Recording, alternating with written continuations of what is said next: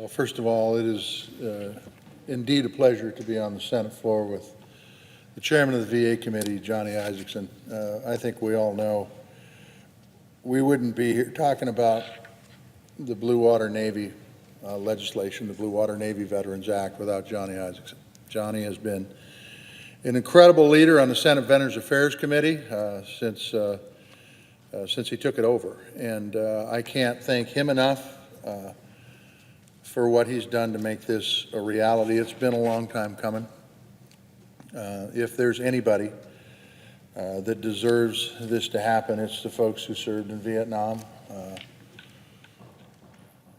Quite frankly, the sacrifice that they made during that war was like all other wars, and was pretty darn incredible. And this victory is for the folks who were exposed to Agent Orange, and Agent Orange, by the way, is a herbicide that was not handled properly, and quite frankly, causes real problems. And it's shown now that it causes real problems amongst the men and women who handled it, who were sprayed by it, who drank it, who were exposed to it.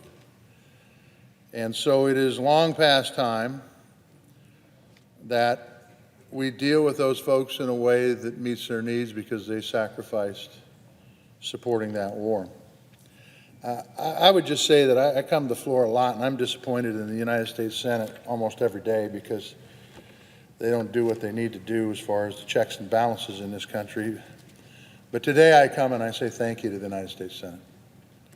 Thank you to the folks who didn't put a hold on this bill, that were able to push it through, because, quite frankly, this rights a wrong that's been perpetrated by a government that has ignored them for far too long. And I just, very quickly, since we do have the time, I just want to go through what this bill does very quickly.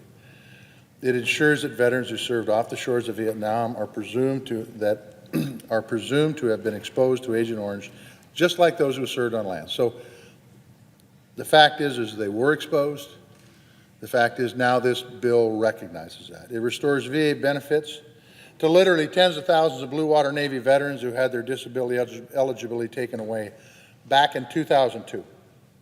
It requires the VA to contact veterans who filed denied claims who are now eligible for retroactive benefits. That means those folks who had their benefits taken away, the VA now needs to contact them and say, look what, the playing field has changed. It extends presumption of Agent Orange exposure to veterans who served along the Korean DMZ, something we don't talk about much. And it expands benefits to include children born with spina bifida due to the parents' exposure in Thailand. I have said this many, many times. Taking care of our veterans is a cost of war. That's why we need to be very careful when we send our troops into battle, because they are exposed physically and mentally to things that normal people are never exposed to.